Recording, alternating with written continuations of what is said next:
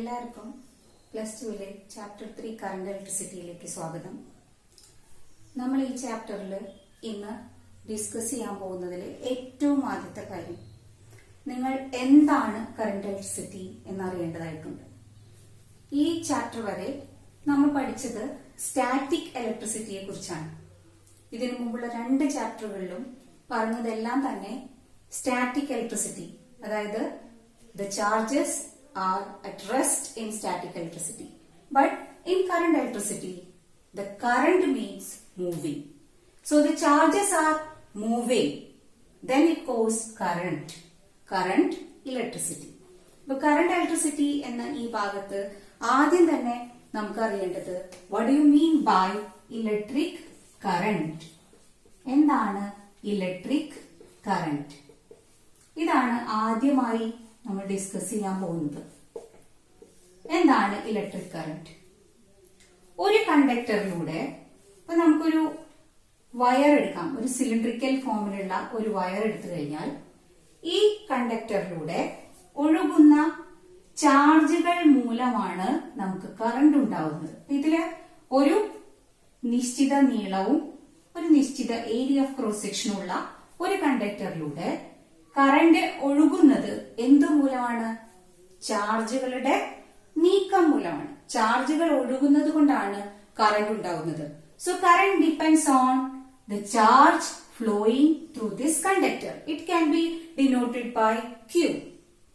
കറന്റിന്റെ അളവ് നമുക്ക് അറിയണമെങ്കിൽ ഈ ചാർജ് മാത്രം അറിഞ്ഞാൽ പോരാ, അത് എത്ര സമയം കൊണ്ടാണ് ഈ ക്രോസ് സെക്ഷനെ പാസ് ചെയ്യുന്നത് എന്ന് കൂടി അറിയണം. That means the time T.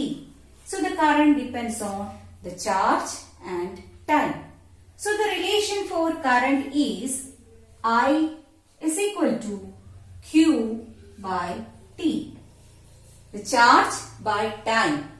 The charge flowing through a conductor in unit time can be defined as a current. അപ്പോൾ കറന്റിന്റെ ഡെഫിനിഷൻ എന്താണ്? ഏറ്റവും സിമ്പിൾ ആയ ഡെഫിനിഷൻ ആണ് എന്ത്? The amount of charge flowing through a conductor in unit time.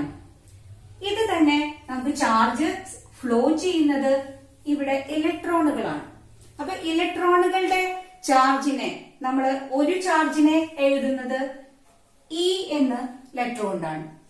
അത് എത്ര charge ഉണ്ട് എന്നുള്ള നമ്പറിനെ N കൊണ്ട് സൂചിപ്പിക്കുകയാണെങ്കിൽ I is equal to NE by T എന്ന് എഴുതാവുന്നതാണ്. അപ്പോ അത് നമുക്ക് എന്താണ് അവൈലബിൾ ആയിട്ടുള്ളത്? ടോട്ടൽ ചാർജ് ആണെങ്കിൽ Q by T എന്ന് കണ്ടുപിടിക്കാം. അല്ലെങ്കിൽ ഇലക്ട്രോണുകളുടെ എണ്ണവും ഇലക്ട്രോണും ആണ് തന്നതെങ്കിൽ കറണ്ടിനെ ഈ ഇക്വേഷന് യൂസ് ചെയ്യാം. ഇനി വാട്ട് ഈസ്, എന്താണ് ഇക്വേഷൻ എന്ന് നമുക്ക് കിട്ടിയത്? General equation for current is I is equal to Q by T. Then what is the SI unit of current? എന്താണ് SI യൂണിറ്റ്? അത് കണ്ടുപിടിക്കാനാണ് ഈ ഇക്വേഷൻ ഉള്ളത്. ചാർജിന്റെ SI യൂണിറ്റ് എന്താണ്? കൂളോം അല്ലെ? ചാർജിന്റെ കൂളോം. ടൈമിന്റെ SI unit second. So coulomb per second എന്ന് പറയാം. അല്ലെങ്കിൽ ഈ കൂളോം പെർ സെക്കൻഡിനെ നമ്മൾ ഡിനോട്ട് ചെയ്യുന്നത് ആംബിയർ എന്ന ലെറ്റർ കൊണ്ടാണ്. ആംബിയറിനെ മുഴുവനായിട്ടും വേണ്ട, സിമ്പിൾ ആയിട്ട് എഴുതുമ്പോ capital letter A. So what is the SI unit? SI unit of current, that is ampere. Ampere is denoted by the letter capital letter A. അപ്പൊ കറണ്ടിന്റെ ഇക്വേഷൻ എന്താണെന്ന് മനസ്സിലാക്കി, കറണ്ടിന്റെ SI യൂണിറ്റ് എന്താണെന്ന് മനസ്സിലാക്കി. Then current is a scalar quantity. കറണ്ടിന് direction നമ്മൾ കണക്കാക്കുന്നില്ല. അതുകൊണ്ട് the electric current is a scalar quantity. എന്തുകൊണ്ടാണ് ഇങ്ങനെ സ്കാലർ എന്ന് പറയുന്നത്? സാധാരണയായിട്ട് നമ്മൾ കറണ്ട് ഇവിടെ മാർക്ക് ചെയ്തിട്ടുള്ള എന്താണ്? ഒരു പോയിന്റിൽ നിന്ന് മറ്റു പോയിന്റിലേക്ക് ഫ്ലോ ചെയ്യുന്നു അല്ലെ? അപ്പൊ കൺവെൻഷണൽ ഡയറക്ഷൻ എടുക്കാറുണ്ട്. എങ്കിലും കറണ്ടിനെ നമ്മൾ സ്കാലർ ആയി കണക്കാക്കുന്നത് എന്തുകൊണ്ടെന്നാൽ ഒരു വെക്റ്റർ ആണെങ്കിൽ ഇത് വെക്റ്റർ അഡീഷൻ അപ്ലിക്കബിൾ ആയിരിക്കണം. അങ്ങനെ വെക്റ്റർ അഡീഷൻ അപ്ലിക്കബിൾ ആവാത്തത് കൊണ്ടാണ് ഇവിടെ കറണ്ടിനെ നമ്മൾ സ്കാലർ ക്വാണ്ടിറ്റി എന്ന് വിളിക്കുന്നത്. അപ്പൊ current is a scalar. Why current is a scalar എന്ന് ചോദിച്ചാൽ എന്ത് പറയാം? As the vector addition is not applicable for the current, it is known as, or it is taken as a scalar quantity. Then കറണ്ടിന്റെ യൂണിറ്റും കറണ്ടിന്റെ ഡയമെൻഷനും നമുക്ക് കിട്ടും. ഇനി നമ്മൾ ഇതിനെ കറണ്ടിൽ നിന്ന്, ഒരു കണ്ടക്ടറിലൂടെ ഒഴുകുന്ന കറണ്ടിൽ നിന്ന് എന്തൊക്കെ നമുക്ക് ഉണ്ടാവും? അപ്പൊ എപ്പോഴാണ് current ഒഴുകുക? The next point is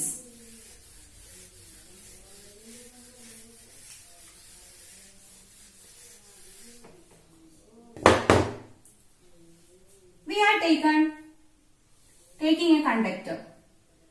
നമ്മൾ ഒരു കണ്ടക്ടറിനെ സാധാരണയായിട്ട് ഒരു വയറാണ് കണ്ടക്ടർ ആയിട്ട് എടുക്കുന്നത് എന്നതുകൊണ്ടാണ് ഇങ്ങനെ ഒരു ഷേപ്പ് എടുക്കുന്നത്, സിലിണ്ടറിക്കൽ കണ്ടക്ടർ. ഈ കണ്ടക്ടറിലൂടെ കറണ്ട് ഒഴുകണമെങ്കിൽ, എല്ലായ്പ്പോഴും കറണ്ട് ഒഴുകില്ല, കറണ്ട് ഒഴുകണമെങ്കിൽ എന്ത് വേണം?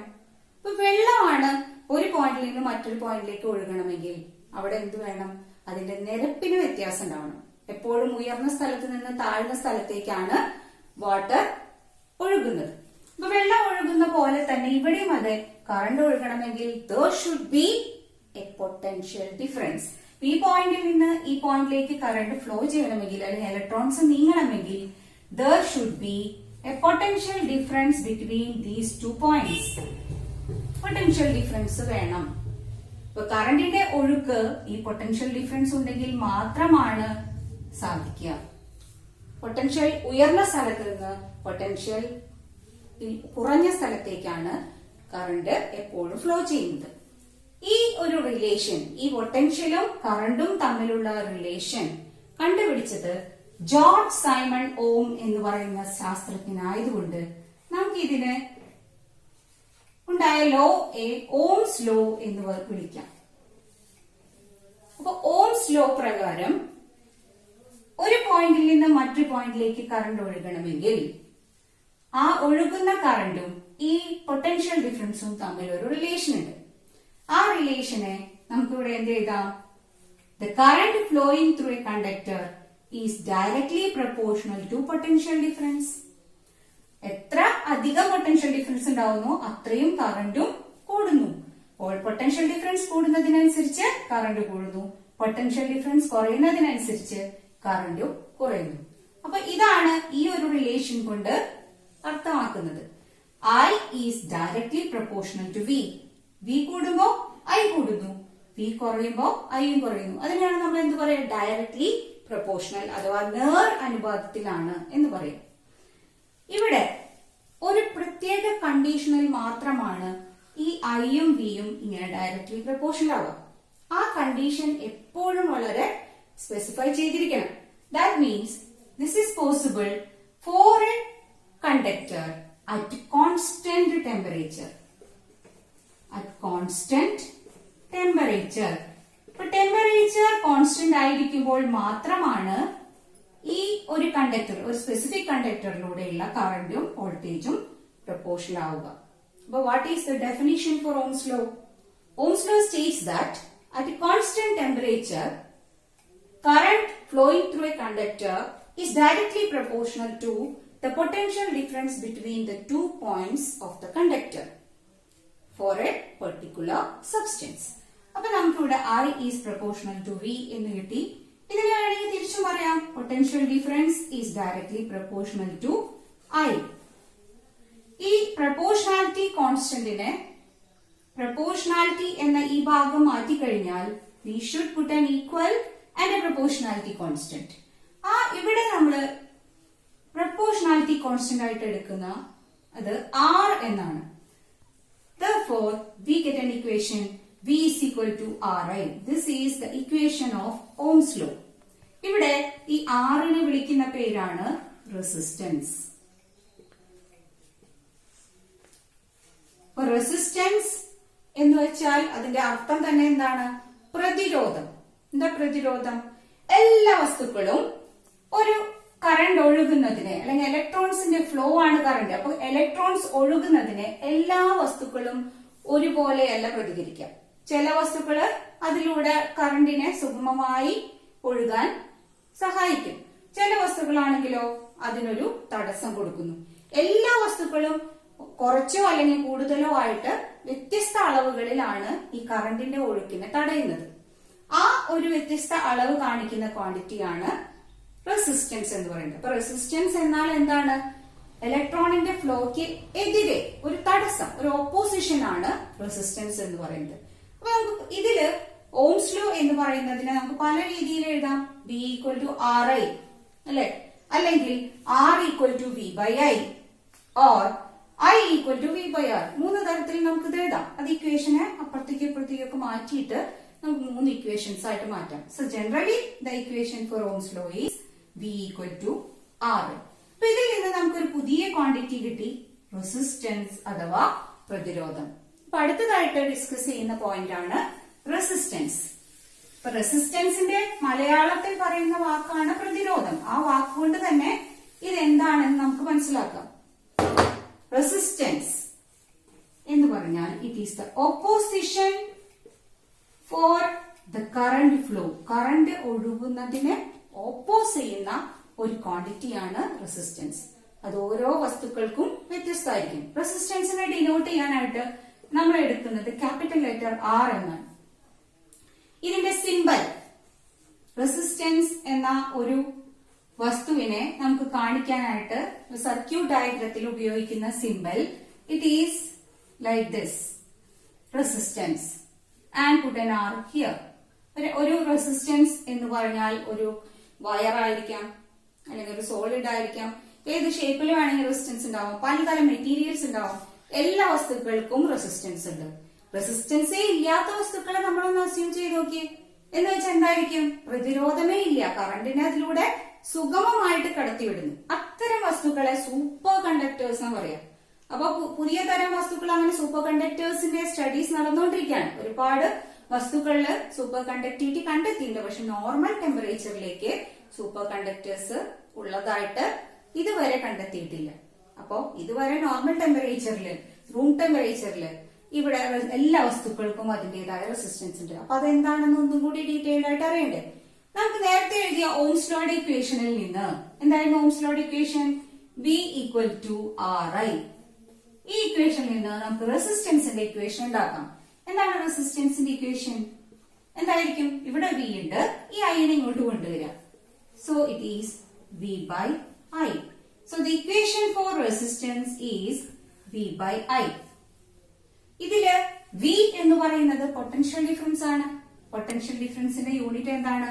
Volt. It is again denoted by capital letter V. Then what is the SI unit of current? It is ampere. ഈ വോൾട്ട് പെർ ആംപിയർ എന്നതിനെ നമ്മൾ ഓംസ് ലോ കണ്ടുപിടിച്ച ആളുടെ, അതായത് ജോർജ് സൈമൺ ഓം എന്ന സയന്റിസ്റ്റിന്റെ ആദരവ് സൂചിപ്പിക്കാനായി ഇവിടെ ഈ ഒരു റെസിസ്റ്റൻസിന്റെ യൂണിറ്റിനെ ഓം എന്നാണ് കൊടുക്കുന്നത്. പക്ഷെ symbol it is like this, ohm. So ohm is the unit of resistance. ഇതിനെ ഇങ്ങനെ എഴുതുന്നതിനെ ഓം എന്നാണ് വിളിക്കുക. ജോർജ് സൈമൺ ഓം എന്ന സയന്റിസ്റ്റിന്റെ പേരിൽ നിന്നാണ് ഓം എന്ന യൂണിറ്റ് വന്നത്. ഇനി എന്താണ് ഇവിടെ വി ബൈ ഐ എന്നൊക്കെ വന്നു അല്ലെ? നമുക്കൊരു കണ്ടക്ടറിന്റെ ഈ ഒരു റെസിസ്റ്റൻസ് സിമ്പൽ ആണെങ്കിലെങ്കിലും നമുക്കിവിടെ ഒരു കണ്ടക്ടറിന്റെ തന്നെ ഒരു നിശ്ചിത നീളമുള്ള ഒരു വയർ എടുക്കാം. അതിന് ഇപ്പൊ നമ്മൾ എടുത്തിട്ടുള്ള വയർ കോപ്പർ വയറാണ്. കോപ്പർ എന്ന മെറ്റീരിയലിന്റെ നിശ്ചിത നീളവും ഒരു നിശ്ചിത ഏരിയ ഓഫ് ക്രോസ് സെക്ഷനും. ഇവിടെ നീളം നമ്മൾ എൽ കൊണ്ടും ഇതിന്റെ ഏരിയ ഓഫ് ക്രോസ് സെക്ഷനെ ക്യാപിറ്റൽ ലെറ്റർ എ കൊണ്ട് സൂചിപ്പിക്കുകയാണ്. അപ്പൊ ഈ ഒരു വയറിന് എൽ നീളവും എ ഏരിയ ഓഫ് ക്രോസ് സെക്ഷനും ഉണ്ട്. ഈ രണ്ട് ഫാക്ടേഴ്സ് റെസിസ്റ്റൻസിനെ എങ്ങനെയെങ്കിലും ഡിപ്പെൻഡ് ചെയ്യുന്നുണ്ടോ? അത് നമുക്ക് കണ്ടുപിടിക്കണം. നമുക്കിത് എത്രയാണ് ഇവിടെ എൽ എന്ന് പറയുന്നത്? അത്ര തന്നെ ഇരട്ടി, അതായത് ഒരു 2 എൽ നീളമുള്ള വേറൊരു കണ്ടക്ടർ എടുക്കാം. The length of the conductor is 2L. അതായത് ഇതേപോലെ ഒരു വയറും കൂടെ ചേർത്ത് വെച്ച് കഴിഞ്ഞാൽ, പക്ഷെ ഏരിയ ഈസ് സെയിം. ഏരിയ നമുക്കിവിടെ ആദ്യത്തെ കണ്ടക്ടറിന്റെ തന്നെ ഏരിയ ആണെന്ന് വിചാരിക്കാം. അപ്പൊ ഇവിടെ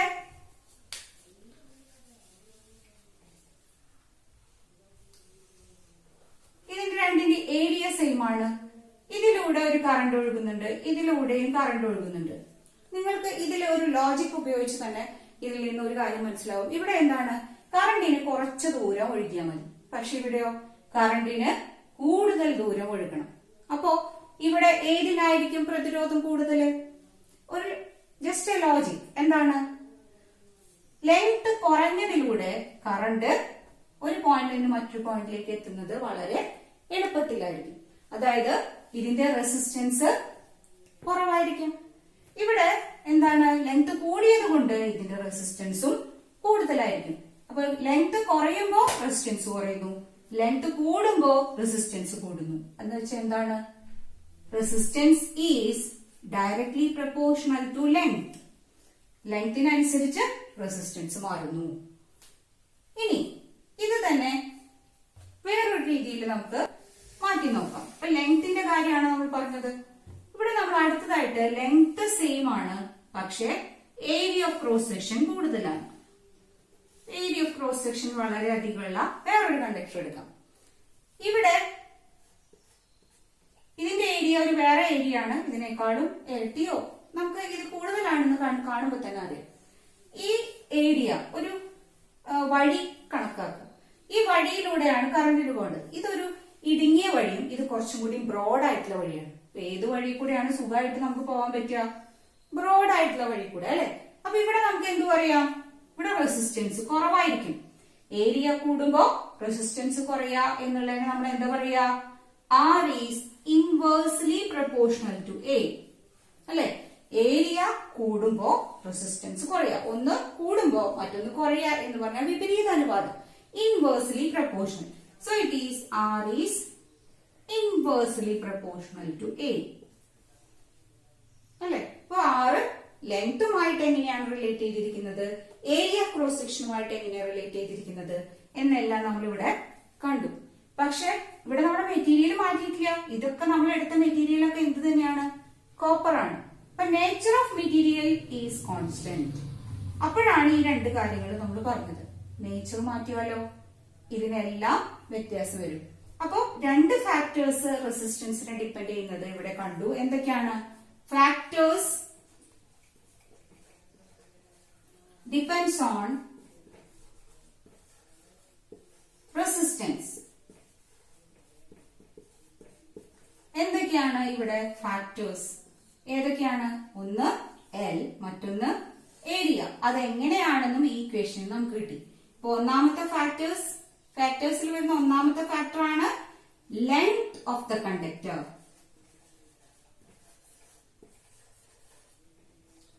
ലെങ്ത് ഓഫ് ദ കണ്ടക്ടർ, ഏത് കണ്ടക്ടർ ആണോ എടുത്തത് അതിന്റെ നീളം. രണ്ടാമത്തെ ഫാക്ടർ വരുന്നതാണ് ഏരിയ ഓഫ് ക്രോസ് സെക്ഷൻ.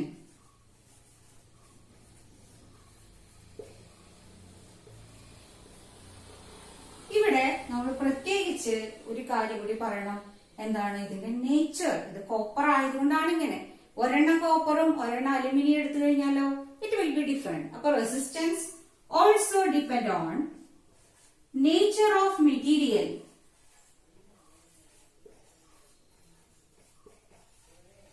ഏത് മെറ്റീരിയൽ ആണ് അതിന്റെ നേച്ചർ അനുസരിച്ചായിരിക്കും resistance.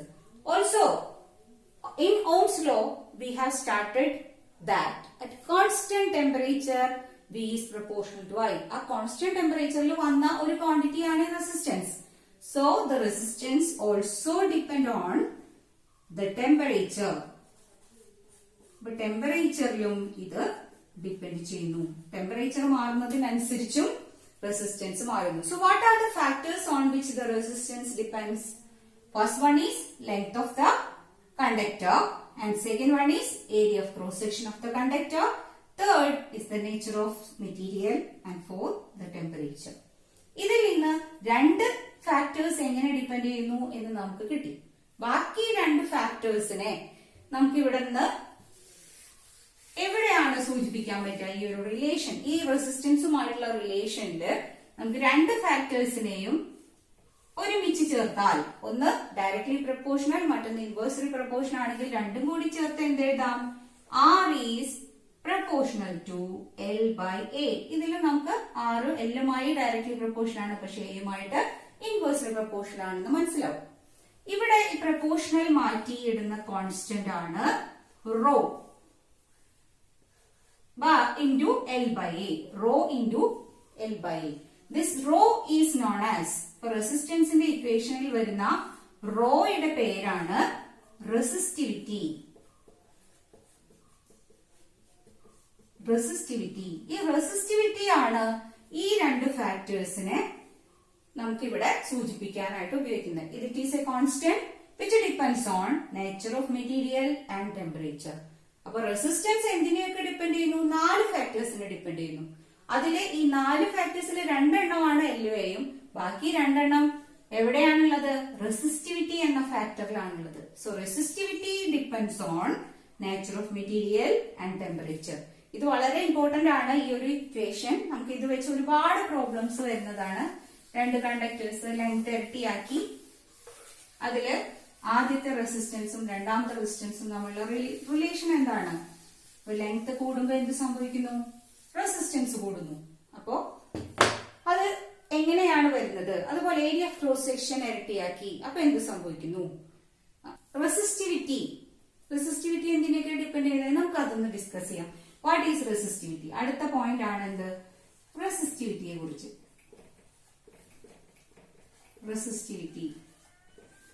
Resistivity is denoted by the symbol rho. Rho എന്ന സിമ്പൽ ഉപയോഗിച്ചിട്ടാണ് റെസിസ്റ്റിവിറ്റിയെ നമ്മൾ കണക്കാക്കുന്നത്. ഇവിടെ നമുക്ക് നേരത്തെ കിട്ടിയ ഇക്വേഷനില് റെസിസ്റ്റൻസിന്റെ ഇക്വേഷനിലാണ് റെസിസ്റ്റിവിറ്റി വന്നിരിക്കുന്നത്. Rho into L by A. ഇതിൽ നിന്ന് നമുക്ക് റോയുടെ ഇക്വേഷൻ എന്തെഴുതാം? റോ ഇസ് ഈക്വൽ ടു ആറും എയും കൂടെ മുകളിലെത്തി RA by L. So this is the equation for resistivity. ഇപ്പൊ റെസിസ്റ്റിവിറ്റിയുടെ ഇക്വേഷനിൽ വരുന്ന ഫാക്ടേഴ്സ് ആണ് റെസിസ്റ്റൻസും അതുപോലെ ഏരിയ ഓഫ് ക്രോസ് സെക്ഷനും ലെങ്തും. ഇത് ഉപയോഗിച്ച് നമുക്ക് റെസിസ്റ്റിവിറ്റിയുടെ SI യൂണിറ്റ് കണ്ടുപിടിക്കാം. എന്താണ് റെസിസ്റ്റിവിറ്റിയുടെ SI യൂണിറ്റ്? റെസിസ്റ്റൻസിനെ നമുക്ക് എന്തെഴുതാം? ഓം എന്നാണ് അതിന്റെ യൂണിറ്റ്. എന്താണ് ഏരിയയുടെ യൂണിറ്റ്? Metre square. ലെങ്ത്തിന്റെ യൂണിറ്റോ? മീറ്റർ. സോ നമുക്ക് ഇത് രണ്ടും ക്യാൻസൽ ചെയ്ത് പോവാം. ബാക്കി എന്താ വന്നത്? Ohm metre. അപ്പൊ ഓം മീറ്റർ എന്നതാണ് ഇവിടെ റെസിസ്റ്റിവിറ്റിയുടെ യൂണിറ്റ്. ഇനി എന്താണ് ഇവിടെ റെസിസ്റ്റൻസ് ഡിപ്പെൻഡ് ചെയ്യുന്ന factors? What are the factors depends on resistivity?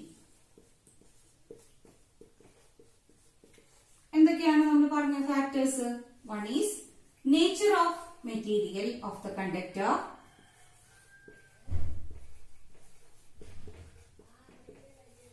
and the other is temperature. So these are the two factors. Temperature മാറുമ്പോഴോ അല്ലെങ്കിൽ നേച്ചർ ഓഫ് മെറ്റീരിയൽ മാറ്റുമ്പോഴോ ആണ് റെസിസ്റ്റിവിറ്റിക്ക് മാറ്റം വരിക. നമ്മൾ ഒരു വയറിന് കോപ്പർ വയറിന് പകരം അലുമിനിയം വയർ എടുത്തു. അപ്പൊ കോപ്പറിന്റെ റെസിസ്റ്റൻസ് ആയിരിക്കില്ല അലുമിനിയത്തിന്റെ റെസിസ്റ്റൻസ്. അപ്പൊ അതെന്ത് ചെയ്യും? റെസിസ്റ്റിവിറ്റിക്ക് മാറ്റം ഉണ്ടാക്കുന്നു. അപ്പൊ റെസിസ്റ്റിവിറ്റി മാറണമെങ്കിൽ എന്ത് ചെയ്യണം? ഒന്നുകിൽ മെറ്റീരിയൽ തന്നെ മാറ്റണം അല്ലെങ്കിൽ ടെമ്പറേച്ചർ മാറണം. അപ്പൊ these are the two factors. Length മാറിയത് കൊണ്ടോ ഏരിയ മാറിയത് കൊണ്ടോ, അപ്പൊ നമ്മളൊരു കമ്പി വലിച്ചു നീട്ടി, അപ്പൊ L ലെങ്ത് ഉള്ള കമ്പി അതിന്റെ നീളം കൂടി ഒരു 2L ആയി മാറി. ഇപ്പൊ ലെങ്ത് ഇരട്ടിയാക്കി വലിച്ചു നീട്ടുമ്പോ എന്ത് സംഭവിക്കും? അതിന്റെ ഏരിയയും കുറയും അല്ലെ? ഏരിയ ആദ്യം ഉണ്ടായിരുന്ന ഏരിയനേക്കാളും പകുതി ഏരിയ ആയിട്ട് മാറി. അപ്പോ ലെങ്ത് ഇരട്ടിയാക്കിയപ്പോ ഏരിയ പകുതിയാവുന്നു. അപ്പൊ ലെങ്തിനും ഏരിയയ്ക്കും ഒക്കെ മാറ്റം സംഭവിച്ചു. എന്നാലും എന്ത് മാറില്ല? റെസിസ്റ്റിവിറ്റി മാറില്ല. കാരണം it does not depend on the length or area. ഇത് എന്തിനെ മാത്രമാണ് ഡിപ്പെൻഡ് ചെയ്യുന്നത്?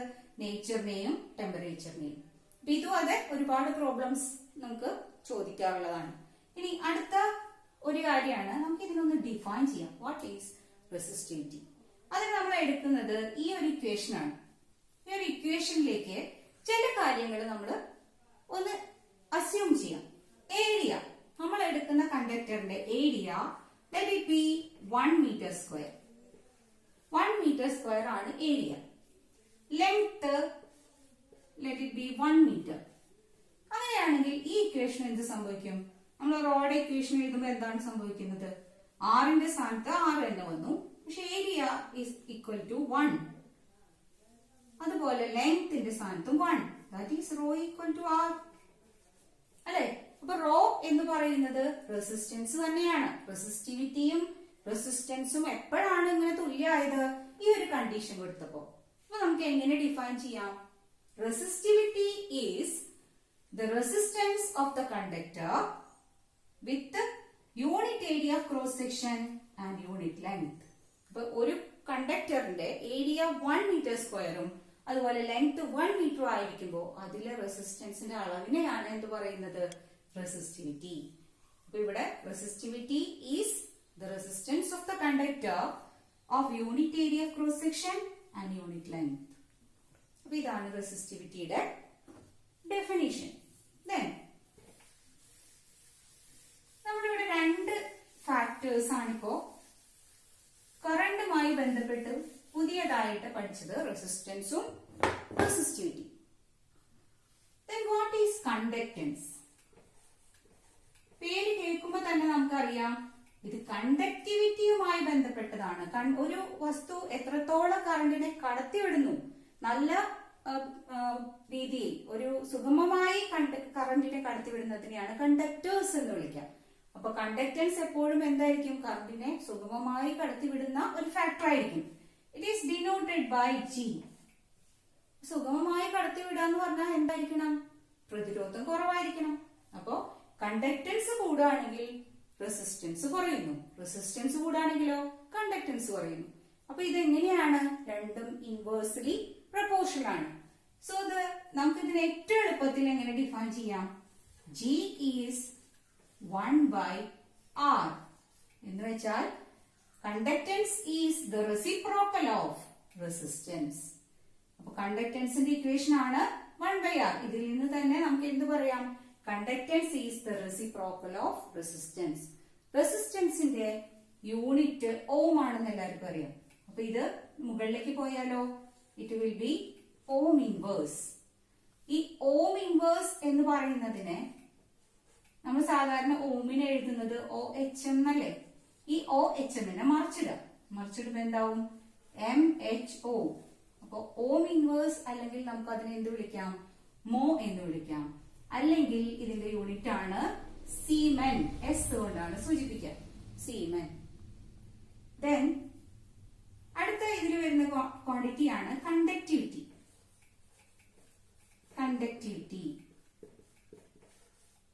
കണ്ടക്ടൻസ് എന്ന് പറയുന്നത് റെസിപ്രോക്കൽ ഓഫ് റെസിസ്റ്റൻസ് ആണെങ്കിൽ we can imagine that conductivity is the reciprocal of resistivity.